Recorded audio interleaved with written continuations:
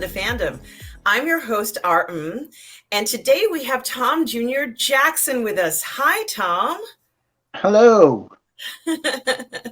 How are you today? I'm actually doing pretty good. I'm glad to hear that. You know, you guys all know that Tom is my collaborator as well as the mod for the channel. And I'm so grateful that he's here with me today. We're going to be reviewing a movie called The Hero.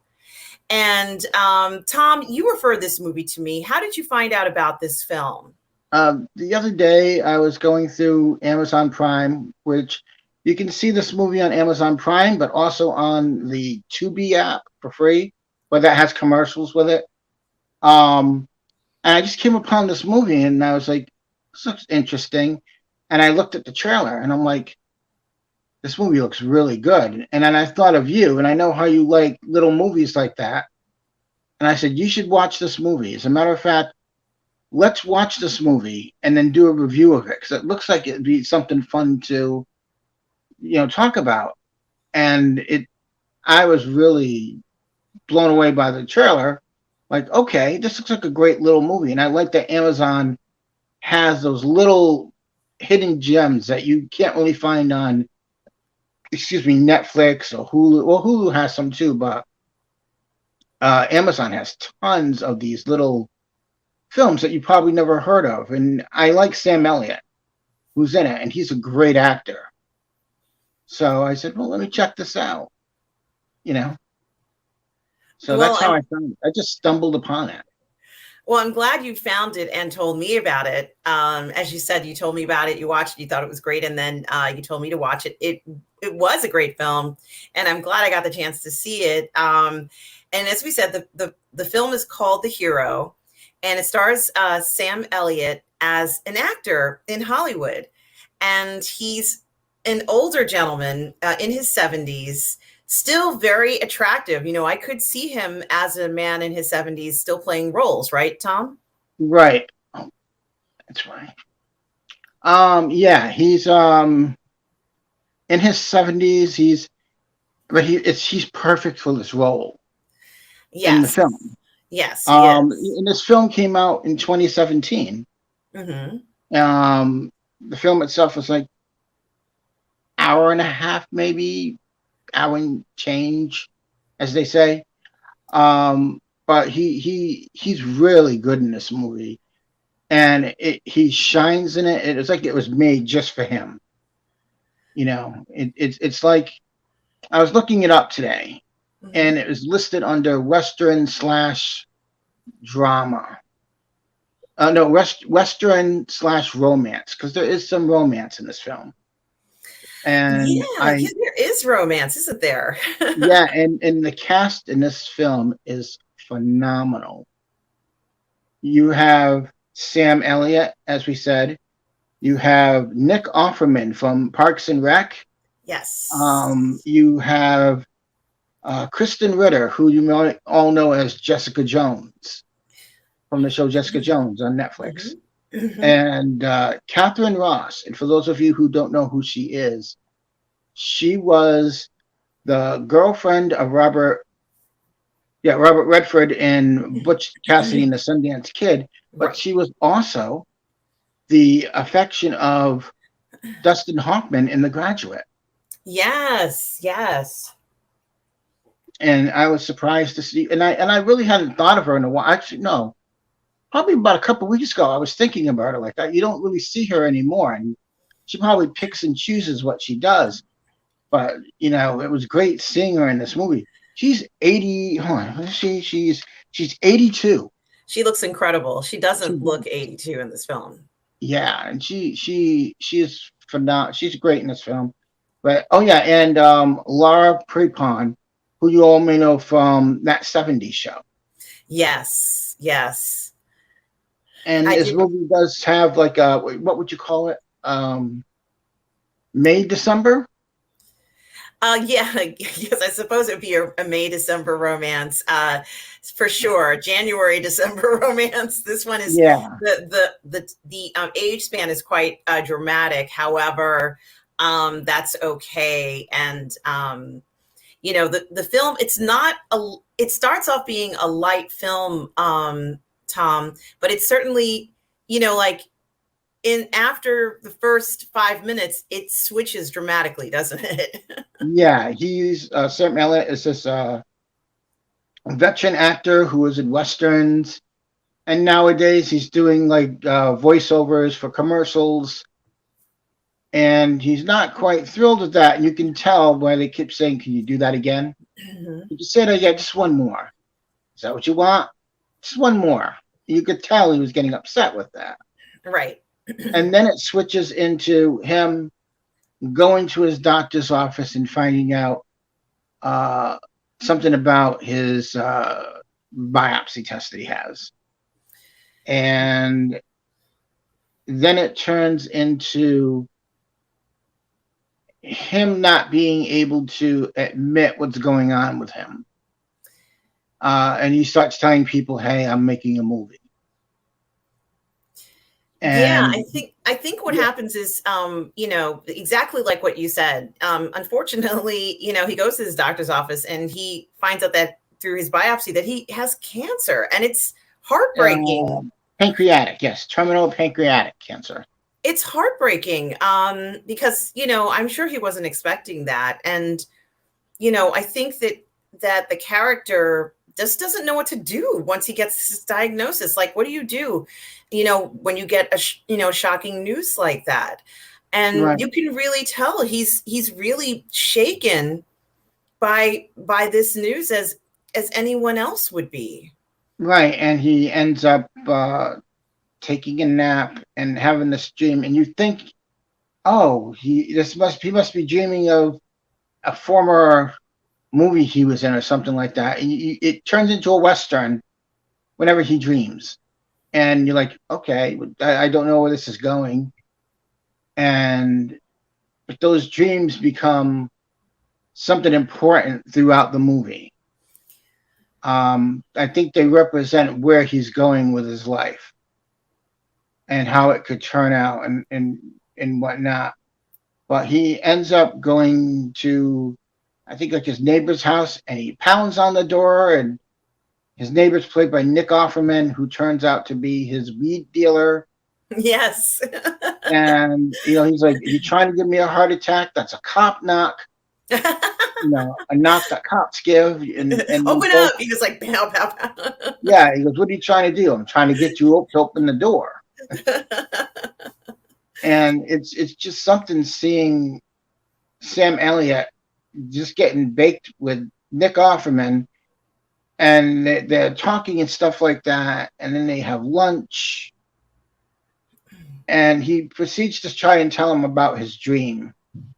And Nick Offerman's like, I don't want to hear about your dream. People don't want to hear about other people's dreams. And Sam Elliott says one of my favorite quotes: "You like movies? Because those are other people's dreams as well." And that is very true. Mm-hmm. Very true in many, many ways.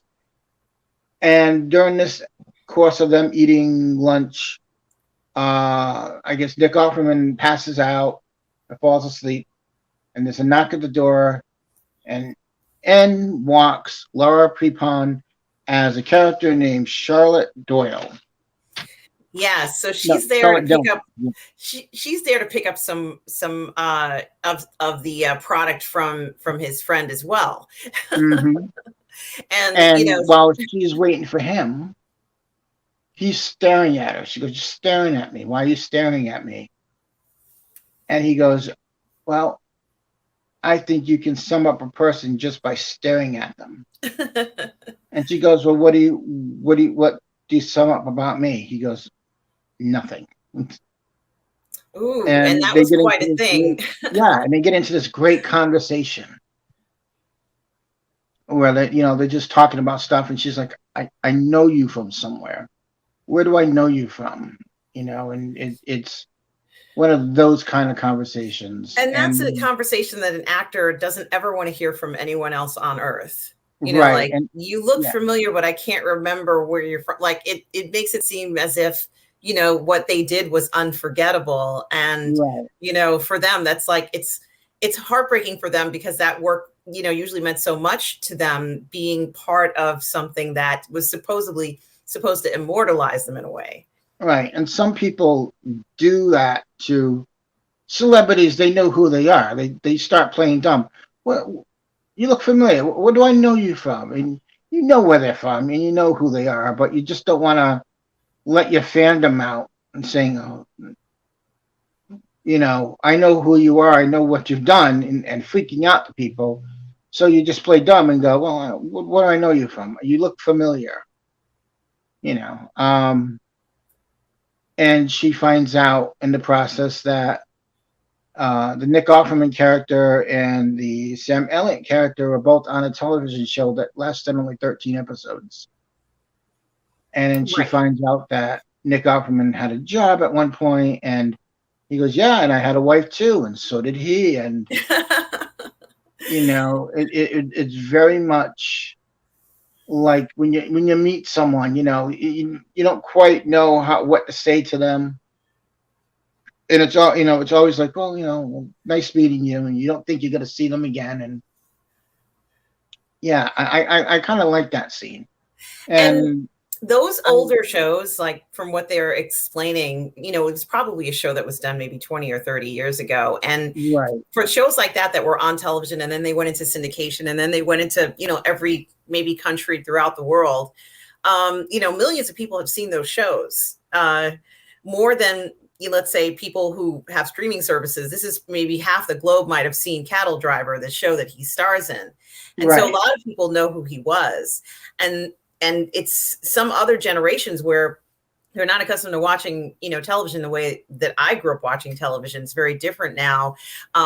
Maybe unaware of who this person is, but a good portion of, you know, let's say the adult population know who he is, let's say over 30, maybe, or maybe a little bit older. So Clint Eastwood. Not many younger people know Clint Eastwood was on a Western on television called Rawhide. Yes. He started out in television. So, and it sort of reminded me of that. And I think maybe if this was good 20, 30 years before, I think this would have probably been a great movie for Clint Eastwood. Maybe if it was a couple years earlier and Clint Eastwood was just a little bit younger, he probably would have fit into this role. Yes, you know? Maybe. And so this character, you know, in addition to finding out, you know, this dreadful news this morning, which he hasn't told a person who seems to be like his best friend, this gentleman next door. Now he's met this young woman, and to add, you know, insult to injury, you know, she didn't really know who he was, even though he lives in this incredibly fancy house in California. Like, it's an expensive house. So he must have done very, very well through the years, you know, but, you know, it's very interesting to see the dynamic between them. Finally, when his friend gets what she came for, you know, she kind of she's kind of interested in the Lee character, which is an interesting twist, because when she came in there, I'm sure this is the last thing that she was expecting to find. You know, he's still very attractive. You know, he's clearly in his 70s, but he's still very attractive man. And, you know, she's a little intrigued by this guy. And she was not expecting to walk in to anyone's house finding, you know, an attractive older man like this. That's not what she woke up in the morning thinking was going to happen to her, but that's what happened. Right. So. And as a matter of fact, she stares him down, and he says, well, what can you tell about me? And she goes, sad. You seem sad. And that's it. And it takes him back a bit, like, oh. And it makes him, you know, he doesn't say anything after that. It's just more like, it was nice meeting you and whatnot. And some of this, that's right. Before he gets home, he gets a call from his agent saying that some Western society wants to give him a Lifetime Achievement Award. And he's like, I don't know. And he ends up calling back his agent and saying, when is this thing again? And decides he wants to go. Cut to the next day where he's having tacos he sees her again. They start talking, and so he sees the lady who he met at his house, who came to pick up weed from his best friend. right, and they kind of end up flirting with each other a little bit, like, oh, what are you doing here? And she's like, oh, stalking you. Yeah, her name is Charlotte. Yeah, And she sees him and she immediately recognizes him as she's online. So she has to find some way of getting over there to talk to him, because she wants to talk to this guy. right, and it turns out that I think I can't remember if it was that scene or if it was another scene, but turns out he asks her what she does, and she's a stand-up comedian. Yeah, and that's pretty much like being an actor. Like it's a performing arts style kind of job. So they probably would have quite a bit in common in Right, regards to performing and being a performer. And so that's something else I think that you could definitely relate to him, as being an actor who made it or had some success. And perhaps she's an actor, comedian who's trying to get success. And so it's very interesting that the two kind of met in this way. right, and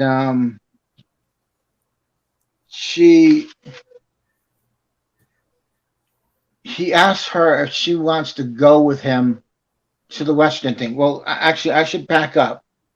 He first goes and sees his ex-wife, played by Katharine Ross. Right. And he's about to tell her what's going on with him, but says, I'm going to make a movie. And starts asking about his daughter. And then he goes and looks for his daughter, who's played by Kristen Ritter, who played Jessica Jones, as I said before. Mm-hmm. And she's like, what are you doing here? Why are you here? And so immediately you can tell, okay, they have a strained relationship. Right.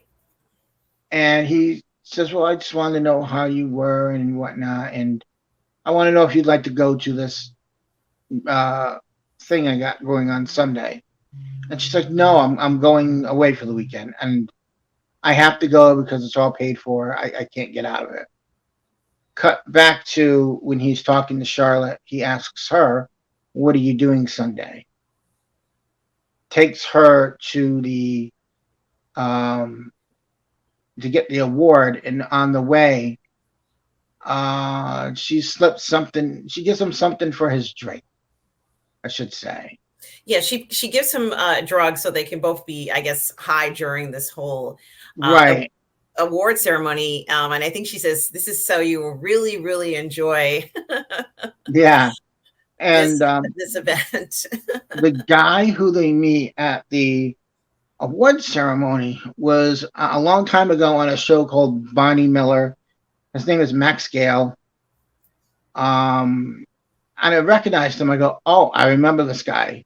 It just goes to show how old I'm showing that I am, knowing who these little bit actors are that are in this movie. But I don't mind that. But he gets there. He starts talking to people. They start the award ceremony. They show a film about his work that he's done. And he gets up there. And he's like, I don't know why I deserve this. I've done hard work. But then again, you've all done hard work. You're no better than me as I'm no better than you. And he picks a woman out of the audience. Yeah, a fan, one of the fans who's there to pretty much dote over him. Yeah. And she's kind of like, wait, what's going on? And he gives her his award. But what he doesn't know is that it got filmed and posted on the YouTube or wherever. And he goes home with Charlotte. And the next day he gets up and he's looking for his phone, and she finds her phone and she's like, oh my God, dude, you've gone viral. You're trending. You're people can't stop talking about you. He's like, well, what does that mean? She goes, your speech. It's gone viral. Everybody is noticing it. And it turns out that he didn't remember, what happened with that speech because he was so under the influence. And he goes, I don't want my phone anymore.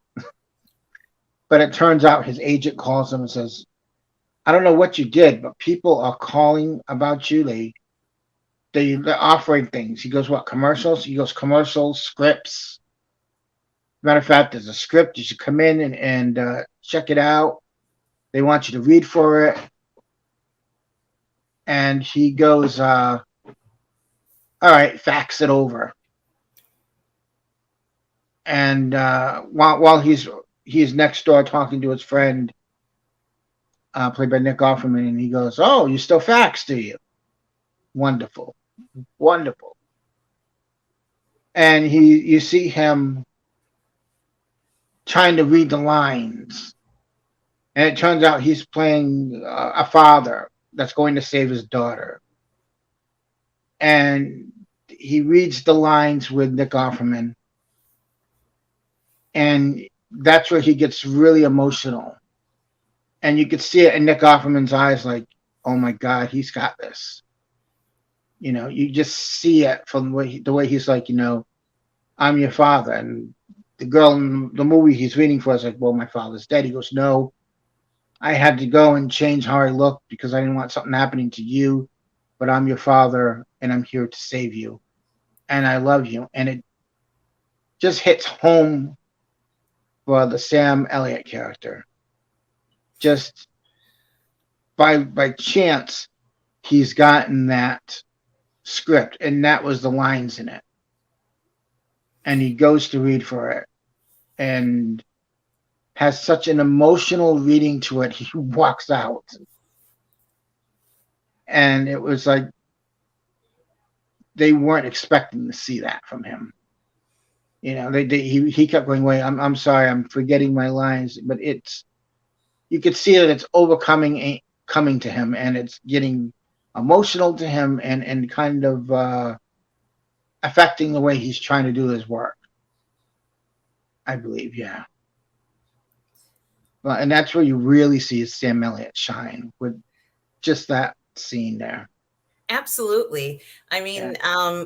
You know, the fact that, like you said, the role that he was auditioning for, which I personally was surprised that he had to actually even audition for that in the first place. Right. That's what he said. I haven't auditioned in like 40 something years. Yeah. I'm thinking, why didn't they just offer him the role? And, you know, he could have had that role and it would have been fine, but why make him audition? But they felt like they wanted to see him in person, I think. Right. Perhaps he hadn't sort of like been on the town. No one has really been in contact with him. Right. That's where I was gonna say that. Like, they haven't seen him for a long time. They want to make sure he still has the chops, as they say, to do the role. You know, they want to make sure that he's what they're looking for. They know they want him. They just want to make sure he can do the work. And, you know, while he's, what's also very interesting is two things that, since he found out about his unfortunate diagnosis, he's been contacted by the doctor's office to schedule an appointment with them so that so the doctor can talk to Lee about what kind of treatment he should be going under because he has, you know, cancer, unfortunately. Yeah. And he doesn't answer the phone. He kind of brushes the call off. And so, you know, so far he hasn't told anyone about this, what's happening to him. And he's also not responding to the doctor. So he really is kind of going through this, trying to deal with the irony of him having this terrible diagnosis. And yet at the same time, getting offers for jobs. You know, it seems pretty unfair. You know, I'm sure that as a character and as a person, he's trying to figure out, why is this happening now when I've been told, you know, the worst news of my life and some of the best news of my life at the same time. And the other thing that's very awkward when he, I guess, goes to audition is that the night before he goes to that comedy show. Right. She invites him to her comedy show where I mean, they legitimately put real comics in that scene. Yeah. A great comic named Ali Wong, which I believe she has some stand-up specials on Netflix, which if you haven't seen her, definitely check her out. She's really, really funny. And the other woman that's on there is named Cameron Esposito. Yeah. She's another funny comedian as well. And I just like how they put real comedians there instead of made up comedians. You know what I mean? It just goes to show, okay, this is like grounded in reality, not in fantasy or whatever, you know? I also So, like that they put comedians in there, kind of add a little bit of humor to us to kind of serious situations in the mhm. story. And you know, if she is a comedian, and let's say she's going to be a friend to him, she's always going to be looking sort of like on the bright side of things or on a positive note. But that night when he goes to the comedy show, he's not too happy in Charlotte's performance. Right. And he goes there, he gets a drink. The bartender goes, I loved your speech. Like she recognized him. Mm-hmm. And he is like, thank you. I'll have a beer. And he watches her stand up, and her stand up is basically her kind of making fun of the fact that she's dating him, and she's like, look, I don't date younger men. I'm dating an old guy, and an old guy is great because they're slow, they take their time, they know how to treat a lady, and she when she's going through saying what she's saying, you can sort of see that it's sort of building up inside him of just another thing to add to his plate of things that kind of upset him in a way. And he leaves and ends up is that did he do that? And ends up just going home or something like that. Um, and I think he ends up taking out one of his old movies that's actually called The Hero. And I think like he puts it in and watches it. And I think that's where those dreams that he keeps having are coming from. The reminders of maybe that movie or maybe the television show he did or something he wants to do because he ends up having a dream and his daughter shows up and she's like, hey daddy, I'm glad you're getting your treatment. I'm glad that you're doing better now and I'm just glad that you're here. And then it just turned into a nightmare for him, I believe. Um, but it was just one of those things where he wakes up the next day and he's like, okay, he just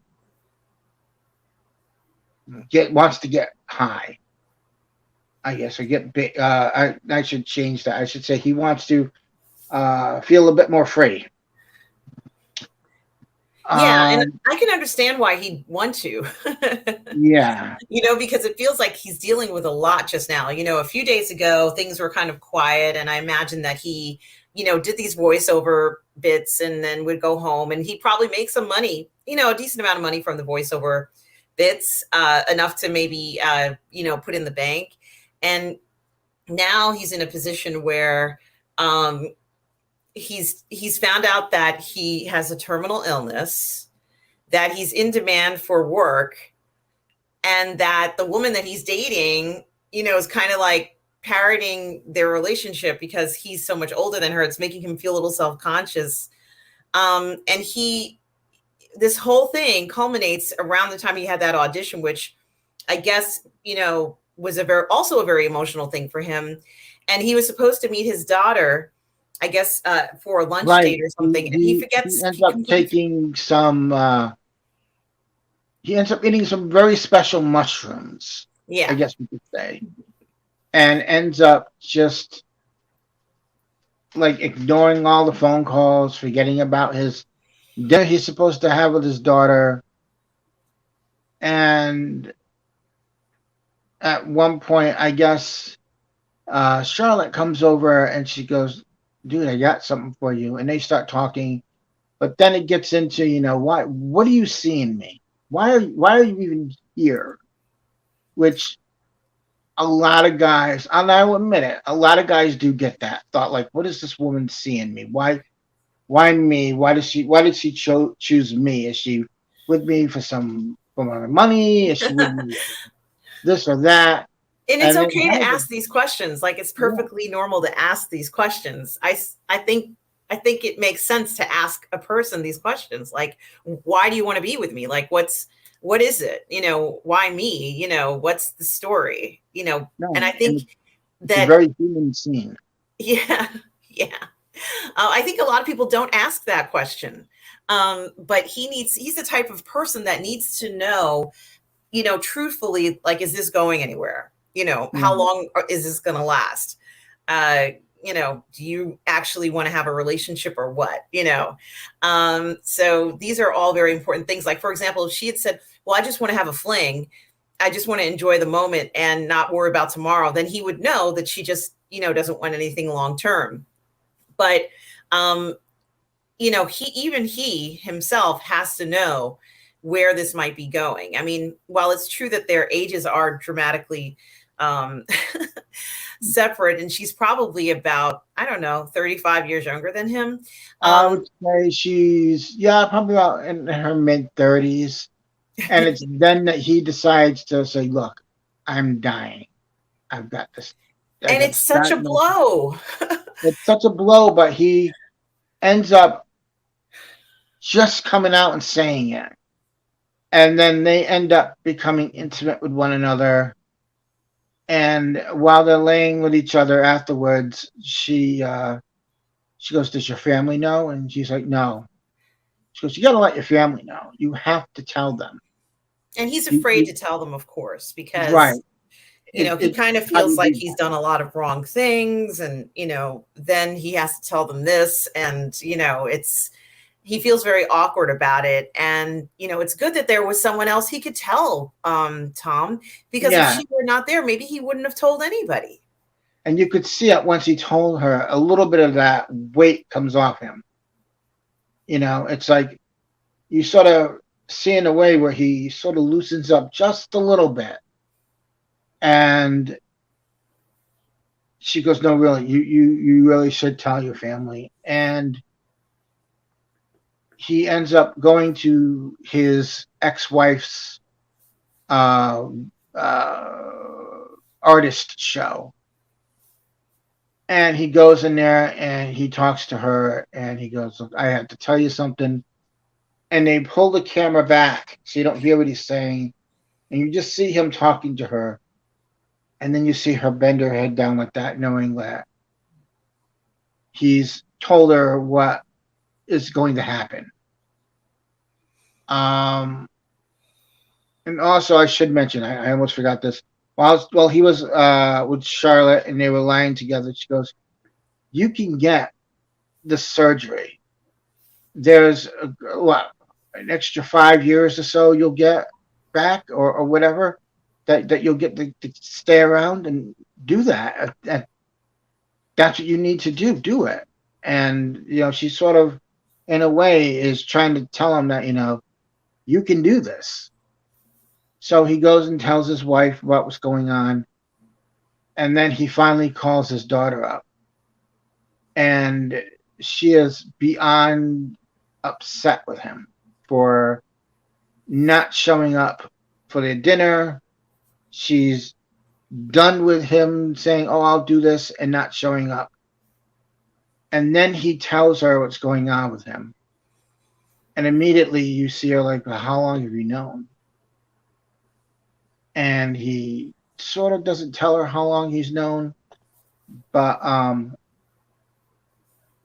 he ends up just standing there with her, and she ends up saying, "I remember coming here to the beach when I was little, and I'd hold your hand, and I'd look at your hand, and I'd say, 'Oh, your wrinkly hand is old,' and then I'd turn it over. 'Oh, look, but I'm young.'" And you see then that they're both trying to mend what had once been strained, and she realizes, oh, I guess I really can fix this before something happens. But she thought, like, what are you gonna, you're not gonna tell me until the last minute, and she was upset about that and very shooken up by it.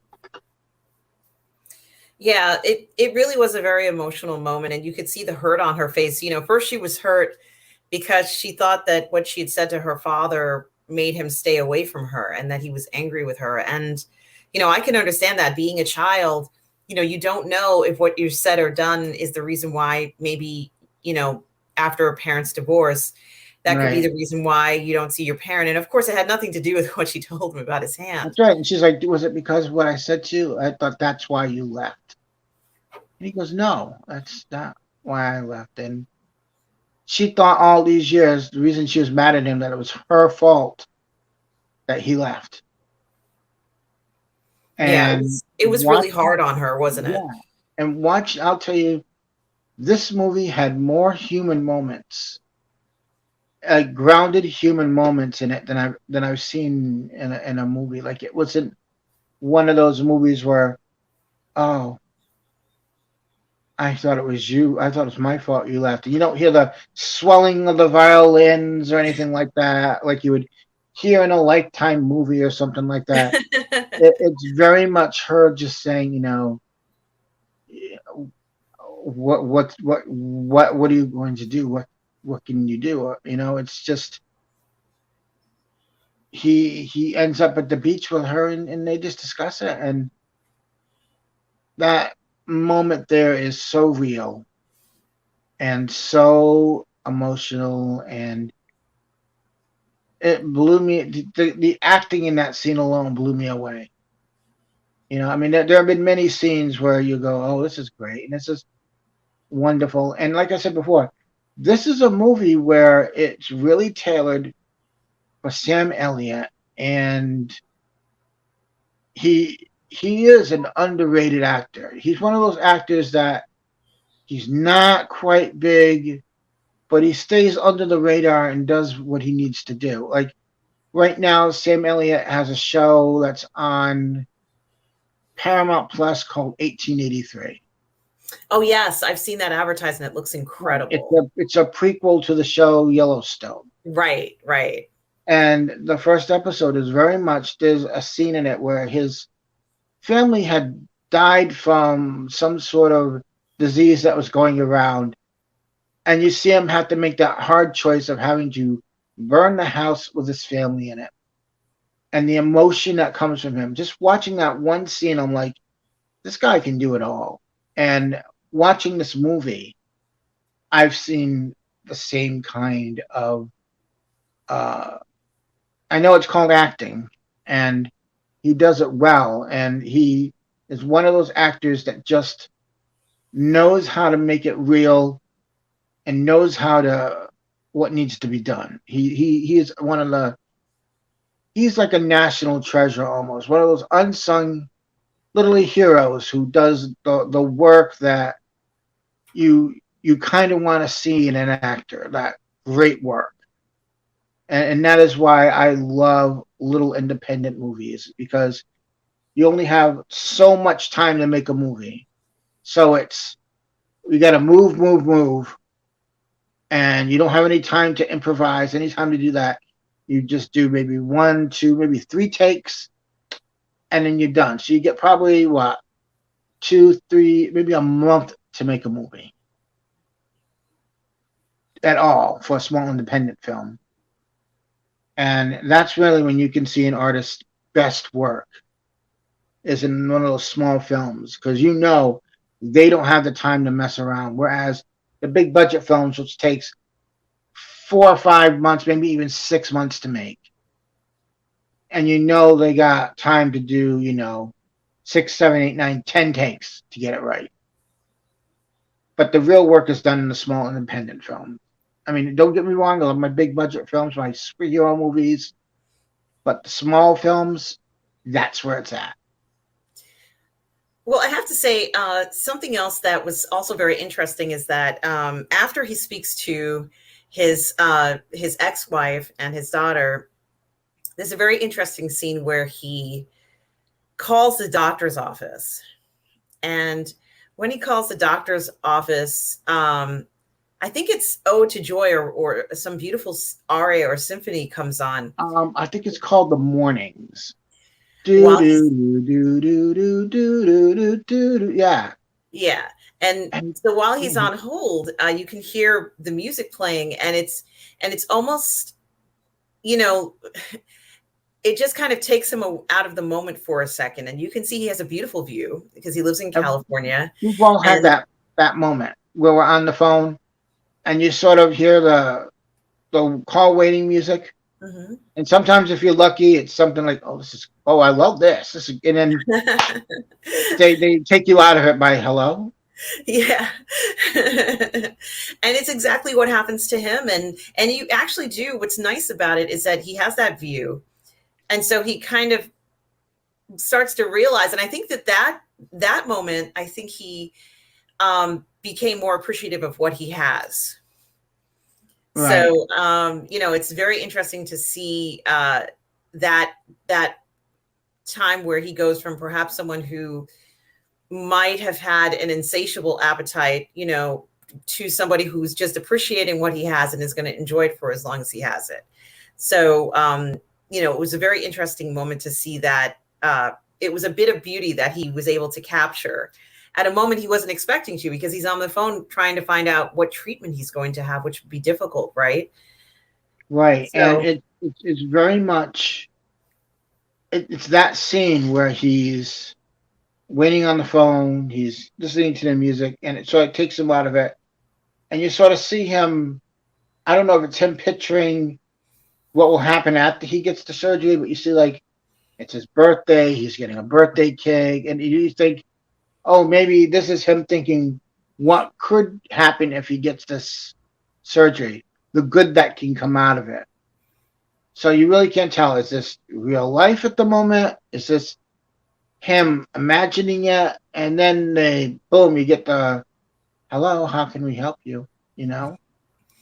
And yeah, that's a I, good I point. really liked that scene. Like it, it's just it was an interesting scene because I'm like, wait, is this happening now or is he dreaming this? And I think that's basically what the director wanted. Probably what it said in the script, where you don't quite know if it's happening now, if he's imagining it, or this is his goal or whatever. But it's a beautiful scene. It really is, and Very I love that view that he has. He's very lucky to have, such a beautiful property, and to be able to look out on that beautiful sunrise and sunset. Something else that I think is very interesting is that I wonder how different this story would have been if he had never met Charlotte. She seemed to have such an impact on his life in relatively short period of time, not just as a companion, that he's sleeping with, but she really made a big difference in the way that he, I guess, decided to communicate the news to his loved ones, or even call the doctor. Like it seemed like he had kind of given up on the idea of fighting to stay alive, which is his choice. He's entitled to do whatever he wants to do. But I think she was kind of telling him, it was almost like she was telling him, well, I'm here now and I want you to fight, and I think that your ex and your daughter especially would want you to fight. Your daughter mhm. doesn't want to hear, well, I've decided that I'm going to give up on treatment. Like, it's very hard for a child to hear something like that. And it is his decision. It's his Right. decision to do that. But I think that maybe Charlotte, was such a big influence on him in the short period of time that she's known him, that, she might have given him some extra strength to fight this thing with. Yeah, and now you bring that up, I think the underlying moral to the movie is, and I know this because it happens every day for me, is that just one person, the little smallest thing that they can do for someone will make the biggest difference in their lives. And I'm someone who knows that for a fact because I've had people say that to me, that I've, said something to them or said something to them, and they could be having a bad day or one of those days when they want to say to hell with it. And then I could send or say something to them and it just makes their day. And that is, um, hearing that's a great thing. And I think by her being there for him, it made his life completely different and it changed his outlook. And it made him realize, oh, I still have things to live for. And, this girl is this woman is in it. She's not leaving. I'm stuck with her. So to say, but um it's just one of those little that what any a little not a little person. Well, a little person, yes, but any person that comes into your life can make the difference in it. It depends on what kind of person they are and what they bring to the table. And the Charlotte character brought love to him again. She brought him a sense of normality a little bit. And she brought some realism to, you really should tell your family about this. And it'll be okay because the longer you don't say something, the harder it's going to get to tell them. And she sort of makes him see that. And you see that when he's visualizing what could happen where they're both cooking together and they're eating together. And she made him a birthday cake. And so you can see that him thinking, oh, okay, I can do this. Yeah, and he certainly has come a long way from the beginning of the film to the end, because the beginning is the same as the end of the film, where he's doing the voiceovers, and he has to sort of I think it's an advertisement for a barbecue sauce. Barbecue sauce, yeah, and they're like, "You do that again?" And we know that his attitude in the beginning of the film is dramatically different, and things that have happened to him is dramatically different than the attitude and feelings at the end of the film. Right, you don't see him as upset and angry and holding everything in as he was at the beginning of the film. Definitely. And so it's very interesting to kind of see that that change in a person. I would say that the Lee character is very lucky to have the people he has in his life, because for one, they were willing to forgive him for whatever misgivings he might have done, the daughter and, let's say, his ex-wife, who he still has a friendship with. They're still very close. And even his neighbor, his friend played by Nick Offerman, who was like, "How are you feeling today? Are you doing okay?" And it's sort of like you can see without them showing it, he's opened up and told him about what's going on too. So it's a movie that works on so many levels of that one person can make a difference in your life, and also it's about who you surround yourself with. That makes the difference.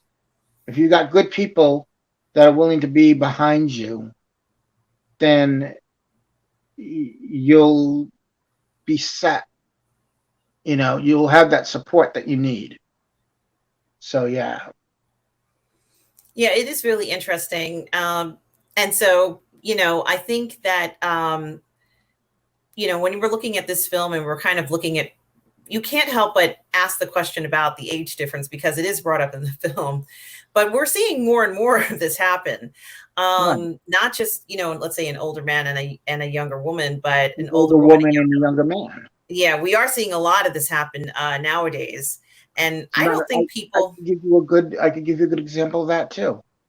I am just full of examples today. There's a show on HBO Max, and it's called it has to do something about being in your 40s, and it's 3 women who are in their 40s, and it's sort of like a dating show where they're competing to date a younger man. And I haven't watched it, and I think it may all be in Spanish. But and I don't speak a word of Spanish except for like hola and gracias and taco. Um, um, but the gist of it is that they're doing that now because why there should be no stigma of an older woman wanting to date a younger man. I mean, if an older man can date a younger woman, why can't an older woman date a younger man? And people look at that with like, whoa, there's like a standard that people have with older people dating younger people, especially when it comes to a woman these days. It's more like, well, you're up in age, and why are you dating a younger man? But then it's the same thing with an older man and a younger woman. Why? And it goes to show age doesn't matter. Well, it does matter depending on how old the person is. I should say that because as I'm saying that in my head, I'm like, Yeah, you're going to give people ideas, thinking that any age is good. But um, no, consenting adults for age consenting is not a adults. number as Age long does as not it's matter. legal. Yeah. Age is not. It's just a number as long as it's legal. I That's should right. say. And um, like for me, I dated women that have been older than me, and I dated women that have been younger than me, and I have an age limit of either 10 years older to 10 years younger because it's in an age gap where it's a reasonable age gap. It's not like I'm 46. It's not like I'm gonna go 21. That would look good. No, it would be looking like I'm dating my almost college age daughter or something like that, and that wouldn't look good at all. You know, um, but I think that everybody has a right to date who they want, no matter what the age is, as long as it's illegal. I got to keep saying that because Yeah, I don't want consenting adults, the age doesn't matter. right, and as long as you're consenting, that's all that matters. Um, but yeah, the movie itself, I really liked it. Um, and I really liked the um, chemistry between Sam Elliott's character and Laura Prepon character, the Lee and Charlotte characters. Excuse me.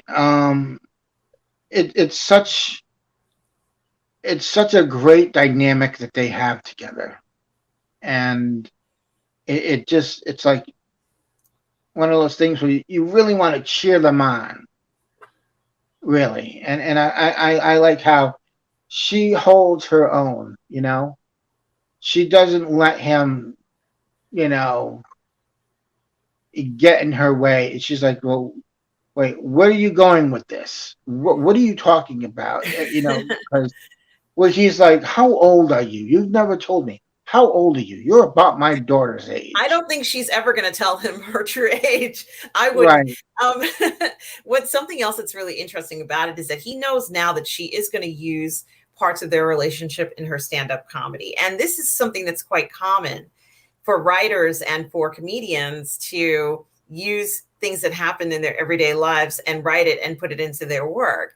And there's one guy I can't remember who was very famous for doing that, but there's your most intimate moments are not your most intimate moments anymore. If it was funny, then it's going in the write-up or whatever it is. And I think it's fine that's what happens, but she has to do that. She's pulling from real life in her comedy, and that's okay. But now he knows that, so if he goes to another show and anything happens between the two of them, he'll know what to expect. Right. And I'm sure she'll probably tell him, look, I'm going to bring this up, but it's only a joke. It's not to offend you in any way.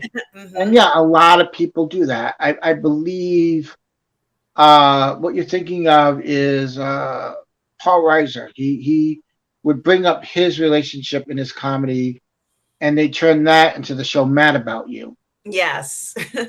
With Helen Hunt. Right. As a matter of fact, Paul Reiser has 3 books. One that's called Couplehood, which is about uh, being together and learning how to be in a relationship with someone. You know, hey, do we get chicken tonight or do we get the fish? And do we do this? Do we do that? And then the next obvious one is, uh, I think, uh, parenthood, or like becoming a parents. And then the third one is being a family with children who are at that age now where they're getting ready to leave the house, and how do we deal with that? So it's all the steps of being in a relationship, from couplehood to marriage to children to becoming empty nesters again. You know, and some people just don't know how to deal with that. They've been so much in the family mode, they don't remember what it's like to be just the two of them again. Um, but like I said, this is one of those movies that you don't expect to find, and when you come across it, you're like, all right, I'll check this out. You know, and it's a really good movie. It's, as a matter of fact, I was looking this up, and it got a 78% on Rotten Tomatoes, Oh, wow. based on 106 reviews in the movie. So the rating is between 6.4, which gave it a 78%, and I think that's great. You know, they call this, it's an okay movie, but really it's Sam Elliott that shines, and he does shine in this film. Well, it shows that he's capable of being a lead in a film, and that as the lead, he can hold the role. There's not a lot of talking in this film. So, Mm. you know, a lot of it is emotions and expressions and, you know, machinations, so to speak. And that's not always so easy to convey how a person is feeling in a film like this. But I think he certainly did a great job. Right, and it just goes to show what how versatile an actor he is. I mean, it takes a really skilled actor to get into those moments, and you figure out, okay, what's he thinking? What's he showing with these emotions right now? And he does a wonderful job at that. Like, Sam Elliott shows up in, I believe, the first Ghost Rider movie as original Ghost Rider, and expect him showing up in a movie like that. You know, it's he shows up in so many movies, and you don't expect him to. He's more like one of those guys you expect to see in a western, but he's in everything. You know what I mean? He he really works, and um, shows that he knows what he's doing, and that's why he's such a great actor. But he picks and chooses his roles, and you don't see him in many things. But when he shows up, you're like, oh, it's that guy, you know, because you know him because of his mustache. And the other thing I want to mention is that this movie is about an actor that was successful. So, Right. you know, while he isn't doing any major roles right now in his 70s, you know, it's clear from his home and his sort of comfortable lifestyle that through the years he has made quite a lot of money, and he is comfortable. You know, there isn't anybody knocking on the door for money. There's none of that. So, you know, that I think that's also important to note, is that, you know, he was fortunate to be an actor that was successful and, you know, is able to support himself and probably, you know, pays alimony to his ex-wife and, you know, has something to leave to his children. So it's a little different kind of story versus, you know, sort of like an actor who doesn't have much. Um, Right. so that's also something that I want to note that's a little different. Um, Yeah. I also like the beach scenes, and a lot of times when they show the beach scenes, it's sort of like cloudy days, and it's still very beautiful at the beach. And you know, his daughter makes a point of saying it really is beautiful here, even though it's a very difficult discussion, even though it's very hard and it is overcast, and you know, this is a very difficult moment for both of them. You know, she can still see the beauty in a lot of things, and I think that that's also something that's very important to mention, that they said that in the film. Um, and the last thing that I was going to say is, uh, when he's speaking to his friend, his friend makes a point of telling him about how he remembers starring in the movie or in the show, Right. the Western, and how his friend's role was that his friend somehow gets caught with these bad guys who hang him. And Lee, who plays the lead character, gets revenge for his friend, like I'm going to avenge his death. And Right. that's what starts the Western show in it. And so they've been Right. friends for that long. Like, they both probably are very well off. And, while Chu's friend does kind of sell weed and different things, I think that it's very interesting to see that their relationship has lasted a very long time. So that guy's like, for all practical purposes, like a brother to him. Right. And, perhaps he sees him every day or every other day. And you did mention he's probably right next door. Maybe he even lives on the same property. Right. And So you it's never know. very much, like you brought up with the beach scenes. I meant to bring those up. Those scenes are very much him almost meditating in a way of, okay, what do I do? How do I get through this? And it's wonderful, wonderfully. It's like you don't need any dialogue in it. All you need is just him and the waves, and that's his place of zen. Till we come up to the end of that movie, and he's on the phone, and he realizes, wait, I have this beautiful view. This is my zen right here. I don't need to keep going down to the beach. I can still if I want to, but it's this moment of zen is now this beautiful land that I have, and the sun coming up, and let me ask you this: what was this movie anything that you were expecting from it to be? Did it turn out how you expected it was going to turn out, or I think that's what I mean to say. I wasn't expecting for him to suddenly have a viral video in the movie. I wasn't expecting that. I thought he was going to go. What I thought was going to happen, as soon as I heard that he was going to an award show that was paying homage to Western actors or stars in Western movies, I thought he was going to go to it and then go home and kind of be depressed after, having had a highlight in your night and then going home and then, maybe there's nothing else going on. Right. But it was the exact opposite. After he did that speech where he brought up somebody and said, no, you guys deserve it. And he what's interesting about it was that he was speaking honestly when he told the crowd that I'm nothing without you. I'm nothing without my fans. If nobody watched the show, then none of this would even be happening for me. And so therefore, my importance depends a lot on whether or not my performance provides. I'm no better than you are. Yeah, enjoyment. My performance provides enjoyment for you, and therefore you guys are really the most important thing. You made me a star, and I'm grateful to that. So that whole tribute to the fans is something that I think is something that has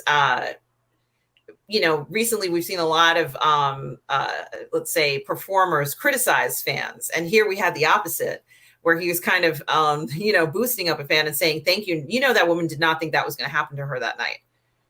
She went up there with the star that she loves, and he went up there, put his arm around her. I can't remember he put his arm, but let's just say for all practical purposes, he embraced her and gave her his award. This is like, it was so cool to see something like this. And I think a lot of people will be like, wow, could you imagine somebody accepting an award and then calling, that lovely lady, whatever her name is, Emma or Vicky or whatever her name was. And, they're cheering her on, and she kind of represents the fans. And I really liked that because, as I said, we've been seeing a little bit of the opposite over the past few years, to kind of see that homage to, fans who we really do love these IPs. We really enjoy, this stuff. And, we feel like that woman feels. So I thought that was very interesting to see that happen. And I'm glad it went viral. Of course, he didn't know what that meant, and his friend, who's clearly a little bit more in tune with social media, was like, it's viral. You're everywhere, man. You're everywhere. Or maybe it wasn't his friend. Maybe it was. No, it was her. It was Charlotte. Charlotte. When he was up on the stage, she's like, any one of you could get this award. Deserves it more than me. You, ma'am. And she's like, me? And you see Charlotte look over at her, and he's like, yes, you. And you immediately see Charlotte take up her phone, and start filming it. And it and then she ends up posting it later on, not realizing who's going to see it and how fast it's going to travel. And they're like, look, they've even got this woman. They're interviewing her now about it. And this woman is just so shocked and happy and excited she's meeting this hero. And now he's giving her his award, which is sort of mirrors in a way, maybe about almost 20 years ago, Jack Lemmon got a Golden Globe, and called up, I think, Ving Rhames or it was either Ving Rhames or Michael Clark Duncan, one of those two, and gave him his award. Just gave it to him live on the show. He goes, no, you did a great job in whatever it is you were doing. You deserve this more than me. And that scene right there in The Hero just reminded me of that moment.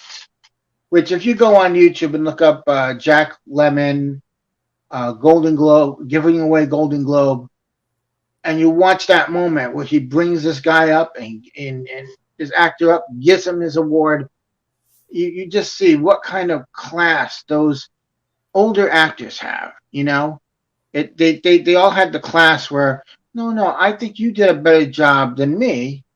I'd rather you have this. You've done a better job than me, and just take it, please. And you don't see that nowadays. I'll give you a good example about older actors. I recently watched an interview with Jay Leno, and he was talking about the older versions of comedians, like you had your Bob Hopes, your Red Buttons, your George Burns, your Don Rickles. And back in Jay Leno's day, it was very much, he'd be sitting around with, he'd want to sit around with Robin Williams and some other comics of the day, and they'd be like, can you believe it, one day we're going to be, the older generation, the scholars, the graduating class, so to say. And he said, well, now Robin's gone and so-and-so's gone, and it's sort of hard because we were all expecting to sit there and be that elder generation where we could mentor the younger generation. And the person interviewing Jay Leno said, well, do you think maybe it could have been that you guys already were that generation already in your mind in the moment? And Jay had never thought of that. And it's true. It doesn't matter how old you are. It doesn't matter how old you are and the person you date or whoever you're with. It's the person that you are. It's the person that you turn out to be. So if you're a great actor and you do some great work and people respect you, you'll reap the rewards. And that's what this movie is. Sam Elliott's character gets this award for Lifetime, and at first he's like, Lifetime, all right. It's like, that's what I am now. It's Lifetime stuff. But it gives him a boost to his ego. Not his ego, but it gives him a boost to his professional life. Charlotte gives him a boost to his life. And also it gives him a boost to make amends with his ex-wife and his daughter. So it's also a tale of redemption as well. So this movie works on so many levels. It certainly is. And I hope that Sam Elliott makes another film like this. I wouldn't mind a part 2 to this, and maybe even to kind of continue the story on, in different ways. And any final thoughts about the film, Tom, before we end this review of the hero? Before the end. Well, I'll say this. If you're looking for a little out of the way movie, not and you're kind of like in the mood for one of those big budget movies, and you want something like for a good night, it's a good date movie, Yes. really, or a good rainy day movie as well. And you just want to sit there and enjoy something that's not going to be too loud and have explosions. Check out this movie, The Hero, and watch it, and just be amazed by the acting talent, the acting, the writing. It's a really nice movie, and if you do see it, please let us know in the comments because we want to know what you think of it. Absolutely. And I agree with everything that you've said, Tom. I was pleasantly entertained by this film. Sam Elliott is still very easy on the eyes. And I enjoyed all the performances in this film. I thought that, they truly were authentic responses to something, when you find out some very traumatic news in your life. And also the fact that the characters started to appreciate some of the things that he has, I think also makes a difference in the viewing of the film as a whole. So I really enjoyed the film. And I think anyone watching this video should go ahead and check it out. Even though this is a spoiler review, you're still going to enjoy the film regardless. So I recommend it completely. Tom, where can people find you? Well, you can find me here on the Positive Fandom Network or channel, whatever you would like to call it, in the chats as the moderator. Also, we've been doing these little live after the Book of Boba Fett things, and those are fun. You can find me in the chats of the Burnettwork as well. I just hide behind the scenes, really. You are also a moderator on the Burnettwork as well. Yes, I'm also a moderator for the Midnight Meta show, and I was a moderator the other day for Let's Get Physical Media, and I enjoy it. And a lot of people do enjoy me being a moderator, and it's funny because they've gone on to Twitter and demanded from Rob, just make the man a moderator already. I have nothing in that. I do not tell people to say that stuff. I've been telling him. Yeah, but I'll tell you this: is that the kindness that I've gotten from people, and the nice comments and stuff like that. I like that, and a lot of the people that say that stuff are really good people. And I enjoy being a collaborator with you. For some reason, I want to say co-conspirator. For some reason, that word, it just gets stuck in my head. And no, we're not co-conspirating on anything. So, where can we find you? Yes, you can find me here, of course, on Positive Fandom here on my YouTube channel, as well as on Twitch under Positive Fandom, one word. On Monday nights, you can find me on Toxic Femininity, streaming with Lorraine Creole, Nina Infinity, and Mandy. On Wednesdays and Thursdays, you can often find me on the 1/6 Scale Man Network. Usually on Thursdays on the network, I'm on a show called Uncivilized Scoundrels. On Friday afternoons at 12 p.m. Eastern, you can find me on Midnight's Edge with Tom and Andre and Cameron Pasha. On Friday nights, you can find me on the Burnettwork with Robert Meyer Burnett on Midnight Meta. And on Sunday mornings at 10:30 a.m. Eastern Standard Time, you can find me on my live show, Sunday Brunch, where I parlay about all the fun things we've seen this week. And I sure hope to see you guys there at some point. If you watch this video, please check out the channel again. You know, Tom and I are going to be reviewing more things, Yeah. and it's going to be a great time. There are plenty of videos on the channel, you know, currently reviewing the Arcane series and some other things that are coming up, but please do join us.